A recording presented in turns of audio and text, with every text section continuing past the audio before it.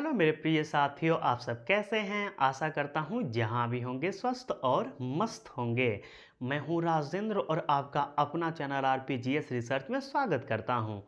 मेरे साथियों, आज यूपी टेट 2026 पर्यावरण की क्लास में पारिस्थितिकीय उत्पादक पे चर्चा करेंगे।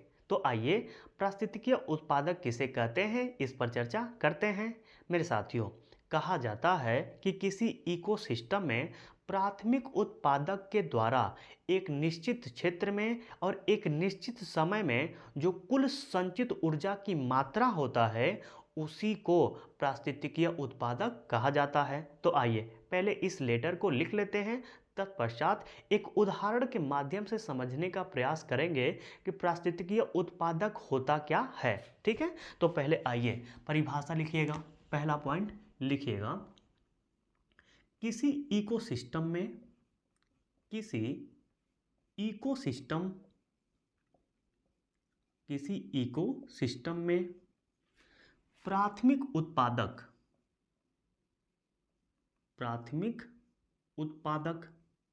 और प्राथमिक उत्पादक में कौन आएगा? तो मेरे साथियों, प्राथमिक उत्पादक में आएंगे पेड़ पौधे। कौन आएंगे? पेड़ पौधे। ठीक है ना, तो लिख लीजिएगा ब्रैकेट में पेड़ पौधे के द्वारा, लिखिएगा पेड़ पौधे के द्वारा एक निश्चित समय में एक निश्चित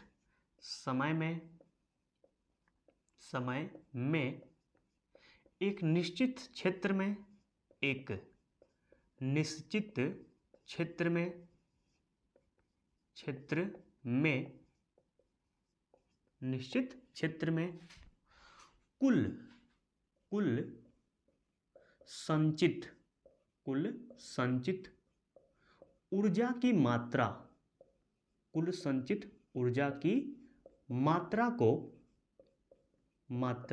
को पारिस्थितिकीय उत्पादक कहते हैं।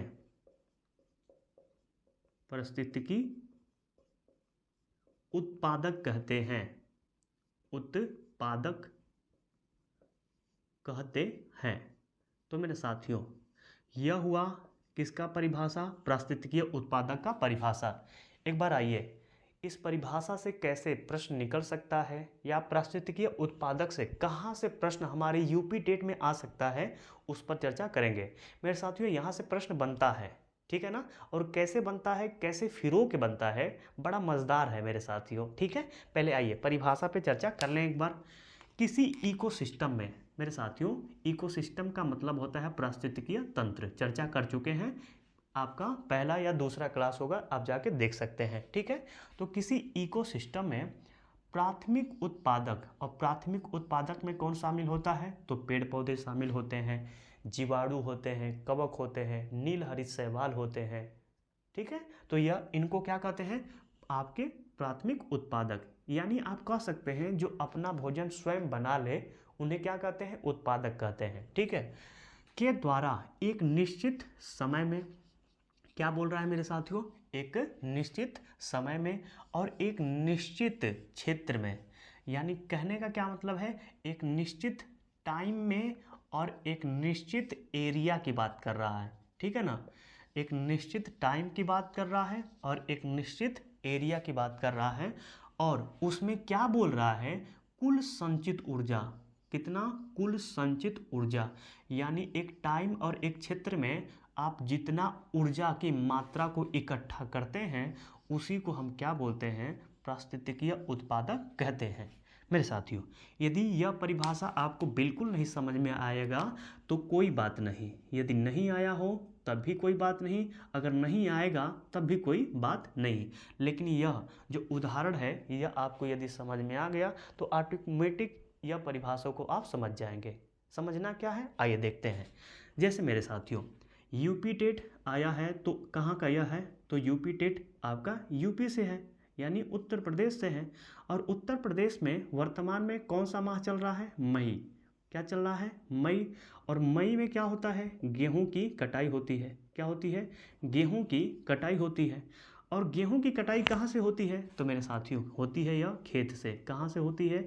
खेत से होती है। और जब गेहूं की कटाई होती है तो मान लीजिए कोई कहता है कि मेरे खेत में से बहुत ज़्यादा गेहूं हो गया, और कोई कहता है किसान कि मेरे खेत में से कुछ भी नहीं हुआ है, एकदम पहिया हो गया है, निकल वही नहीं किया है। ठीक है ना, ऐसे कहते हैं लोग। अब यही से समझना है आपको उदाहरण के माध्यम से मेरे साथियों। मान लीजिए कि आप किसान हैं, आप और मैं क्या हैं, किसान हैं। क्या हैं, किसान। और हम लोग के पास क्या है, एक एक मंडा, या मंडा नहीं समझ रहे हैं तो एक एक बीघा ले लीजिएगा।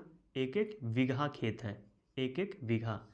मेरे पास भी आपका एक बीघा खेत है और आपके पास भी एक बीघा खेत है। ठीक है, हम लोग इसमें बोएं गेहूँ, आप भी बोएं गेहूँ, मैं भी बोआ गेहूँ। ठीक है ना, दोनों लोग बो दिए गेहूँ। आपके एक बीघा में मेरे साथियों हुआ आपका 10,000 कुंटल। कितना हुआ, 10,000 क्विंटल। ठीक है ना, 10,000 आपका केजी हुआ।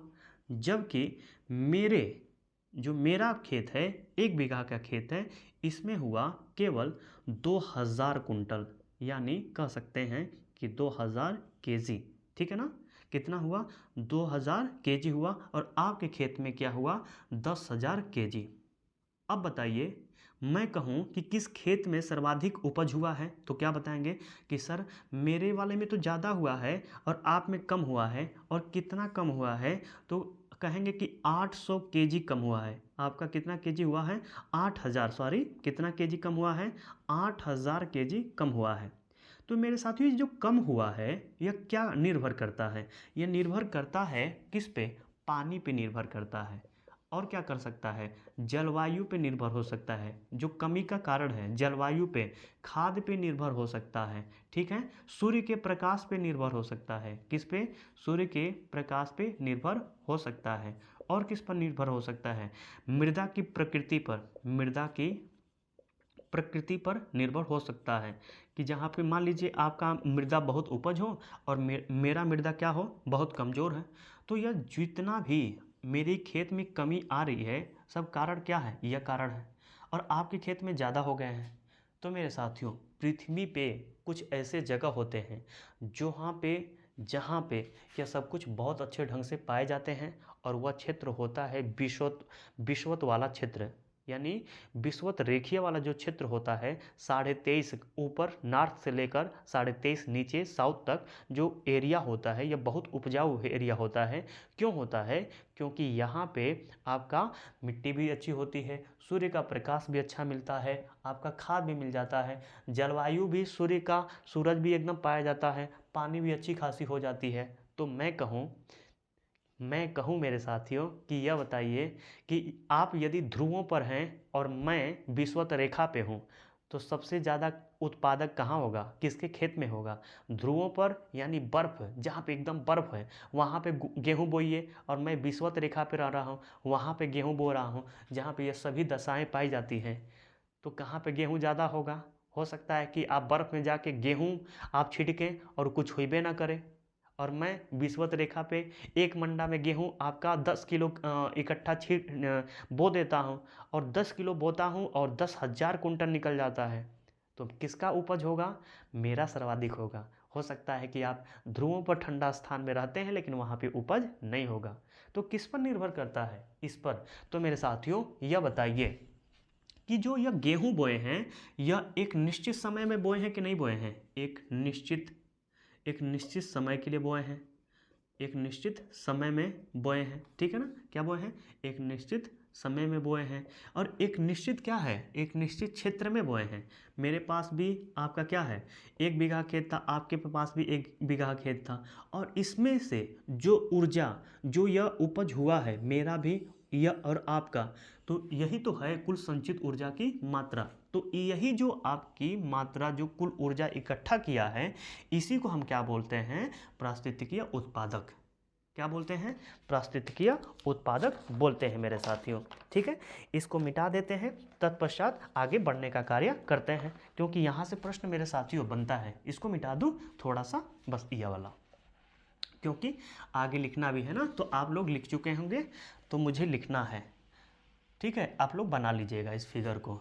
अब लिखते हैं, आगे लिखिएगा, हेडिंग बना लीजिएगा, पारिस्थितिकीय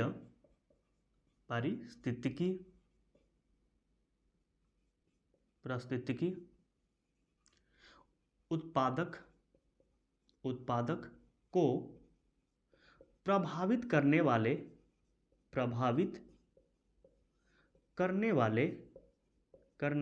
वाले कारक।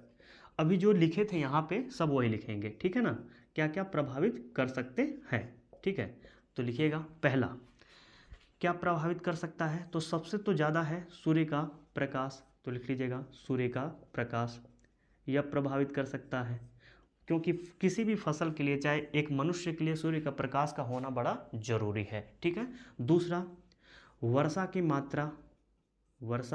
मात्रा यह भी कहता है कि इसका भी होना जरूरी है। किसका होना जरूरी है, वर्षा की मात्रा को, ठीक है। मार्कर चेंज कर ले रहे हैं, कम हो गया है, वर्षा की मात्रा को।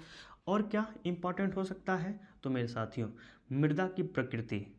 मृदा का मतलब क्या होता है, मिट्टी की प्रकृति, मिट्टी का स्वभाव कैसा है, वहाँ का मिट्टी कैसा है, ठीक है। तो लिख लीजिएगा मृदा या मिट्टी का स्वभाव। नेक्स्ट लिखिएगा चौथा जलवायु, ठीक है। यह कुछ ऐसे में रहे साथियों जो उत्पादों को क्या करते हैं, प्रभावित करने का कार्य करते हैं। अब एक फिगर बनाएंगे जहां से मेरे साथियों आपका प्रश्न बनता है, ठीक है ना। कैसे पूछता है यहाँ से, यह देखिए इस फिगर से ही पूछ लेता है। और कैसे पूछेगा, आइए इसी फिगर में समझ लेंगे। जैसे यह पृथ्वी है, पृथ्वी थोड़ा सा हमारा बेकार बन गया है, आप गोल बनाइएगा, ठीक है ना मेरे साथियों। इसको बोलते हैं आपका जीरो अक्षांश, या इसको बोलते हैं विषुवत रेखा, इसको बोलते हैं आपका भूमध्य रेखा, ठीक है।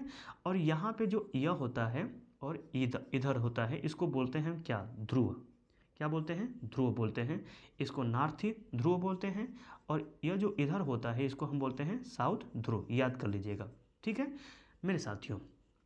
जो यह आपका जीरो अक्षांश है, इसको यहाँ पे हम जीरो अक्षांश नहीं लिखेंगे, क्योंकि हम पढ़ क्या रहे हैं, उत्पादक। तो उत्पादक से संबंधित बनाए हैं डायग्राम, तो वह लिखेंगे। इसको मेरे साथियों बोलते हैं आपका निम्न अक्षांश। क्या बोलते हैं, निम्न अक्षांश बोलते हैं, ठीक है। क्या बोलते हैं, निम्न अक्षांश। जबकि यह वाला जो इधर आपका अक्षांश होता है इसको बोलते हैं उच्च अक्षांश बोलते हैं। ध्यान रखिएगा, यहाँ से प्रश्न यहीं से पूछ लेगा। इसको क्या बोलेंगे, उच्च अक्षांश। तो लिख लीजिएगा नीचे भी उच्च अक्षांश, ठीक है, हो गया उच्च अक्षांश। मेरे साथियों यदि मैं कहूँ कि सूर्य की लंबवत किरण कहाँ गिरता है, तो सूर्य की लंबवत किरण आपका गिरता है विषुवत रेखा पर। अगर मैं कहूँ कि सूर्य की सर्वाधिक वर्षा आपका पृथ्वी पर सर्वाधिक वर्षा कहाँ होता है, तो कहेंगे कि सर विषुवत वाले क्षेत्र में आपका वर्षा ज़्यादा होता है, यह वाला क्षेत्र में।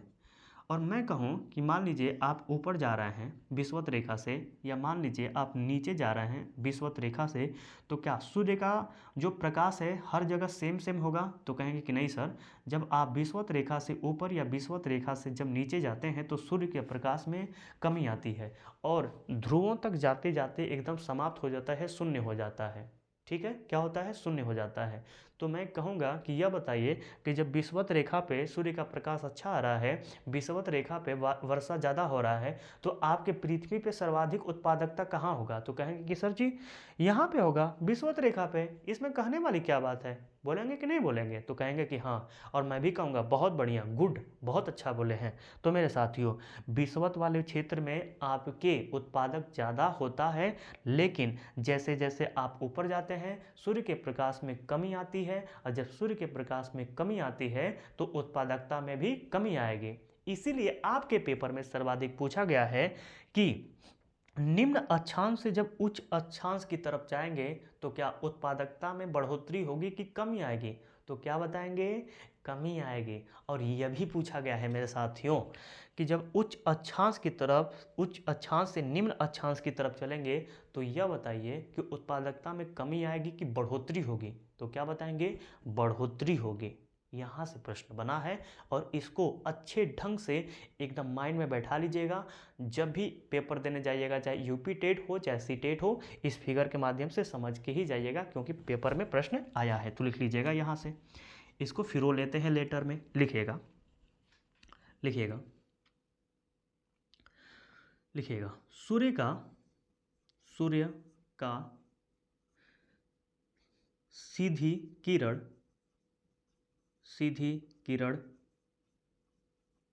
किरण निम्न अक्षांश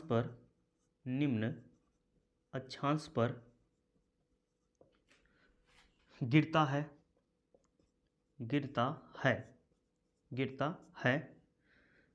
और जैसे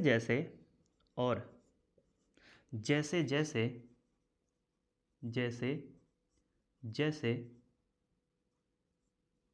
उच्च अक्षांश की तरफ, किधर, उच्च अक्षांश की तरफ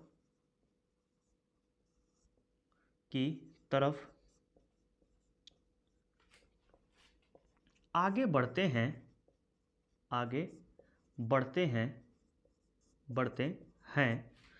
सूर्य की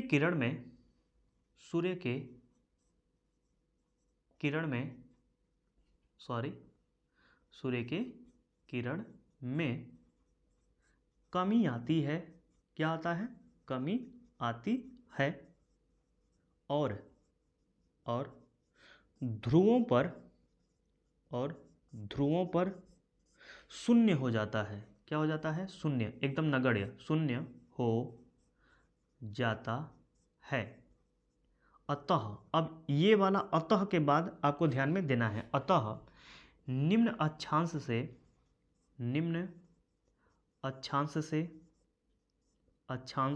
से उच्च अक्षांश की ओर बढ़ने पर उत्पादक में कमी आती है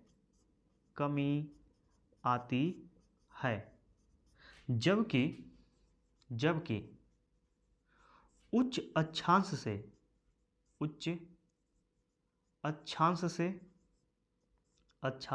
से निम्न अक्षांश की ओर आने पर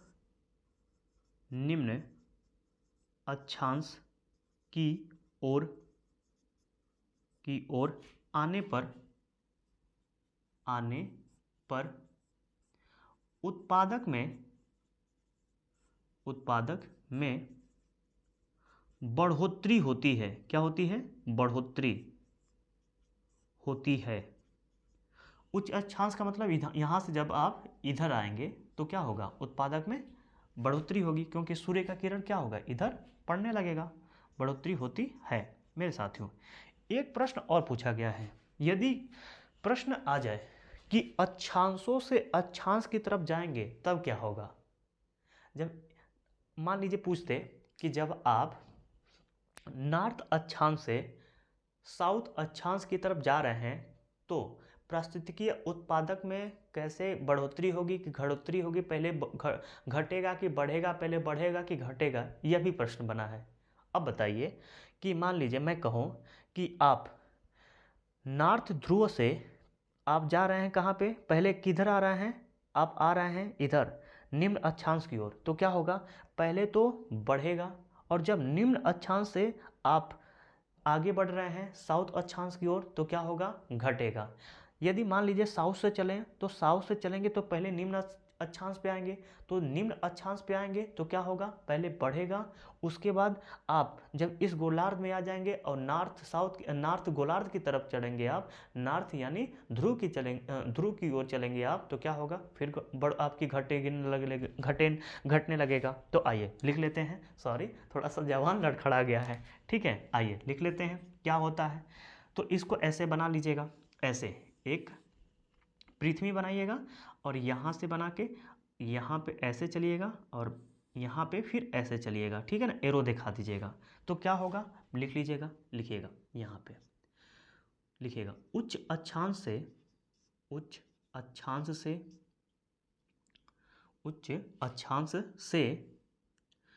निम्न अक्षांश की ओर, निम्न अक्षांश या उच्च अक्षांश नहीं, निम्न, हाँ लिख लीजिएगा, ठीक है। उच्च अक्षांश से निम्न अक्षांश की ओर आने आने पर आने पर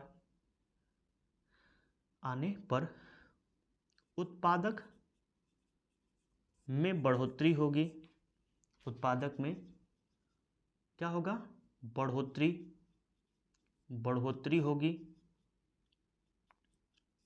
होगी। जबकि निम्न अक्षांश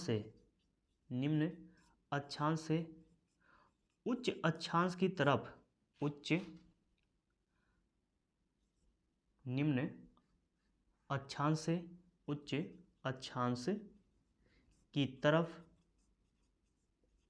आगे बढ़ते हैं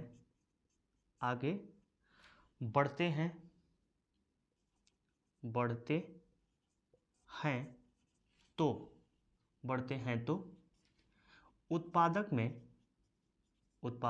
में कमी आएगी। क्या आएगी? कमी आएगी। ठीक है, ये ध्यान में रखिएगा। आप इसको समझ लेंगे, आप आसानी से समझ जाएंगे। ठीक है, तो मेरे साथियों यहाँ से यही पूछता है। अब आइए कुछ लिख लेते हैं, कुछ यहाँ से महत्वपूर्ण पॉइंट। जैसे पूछ लेता है कि उच्च उत्पादक वाला क्षेत्र बताइए। क्या बताइए? उच्च उत्पादक वाला क्षेत्र बता दीजिए हमें कि कौन कौन से हैं। तो लिख लीजिएगा कौन कौन से हैं। पहला लिख लीजिएगा विषुवतीय वन, यह आता है। ठीक है, और क्या हो सकता है? तो मेरे साथियों मैग्रो वन होता है, मैग्रो वन भी आता है इसमें उच्च उत्पादक क्षेत्र में। ठीक है, इसके अतिरिक्त लिख लीजिएगा ज्वार नद मुख अभी आता है आपका। और क्या आता है? गहन कृषि क्षेत्र भी आता है।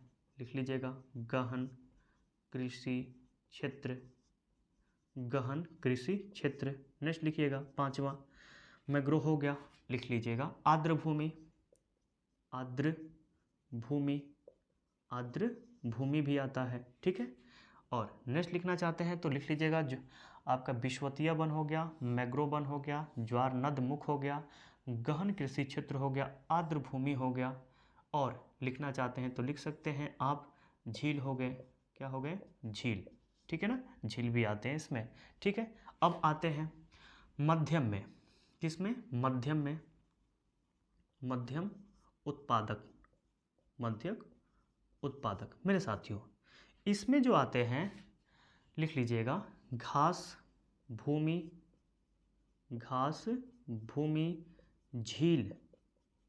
झील और गहन कृषि को छोड़कर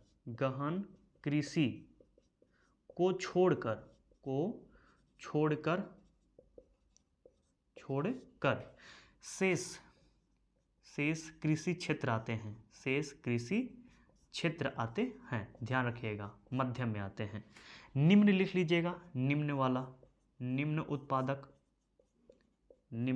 उत्पादक इसमें आते हैं मेरे साथियों। निम्न उत्पादक में लिखिएगा सागर आते हैं,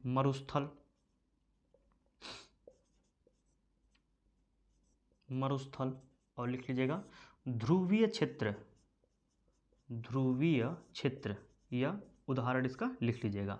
तो मेरे प्रिय साथियों कहाँ से प्रश्न कैसे कैसे पूछेगा? तो पूछेगा कि सर्वाधिक पृथ्वी पे उच्च उत्पादक वाला क्षेत्र बताइए। तो क्या बताएंगे आप? विषुवतीय वन बताएंगे, मैग्रो वन बताइएगा, ज्वार नदमुख है, गहन कृषि क्षेत्र है, आर्द्र भूमि है, झील है। ठीक है, मध्यम में पूछेगा तो क्या बताएंगे आप? घास भूमि, झील और आपके गहन कृषि कुछ क्षेत्र को छोड़कर जितने कृषि क्षेत्र शेष बचते हैं वह सब किस में आएंगे? मध्यम में आएंगे। और निम्न में कौन आएंगे? सागर, मरुस्थल और ध्रुवीय क्षेत्र। तो मेरे साथियों पारिस्थितिकीय उत्पादक से संबंधित जो भी महत्वपूर्ण फैक्ट थे सब एक एक करके देख लिए। ठीक है।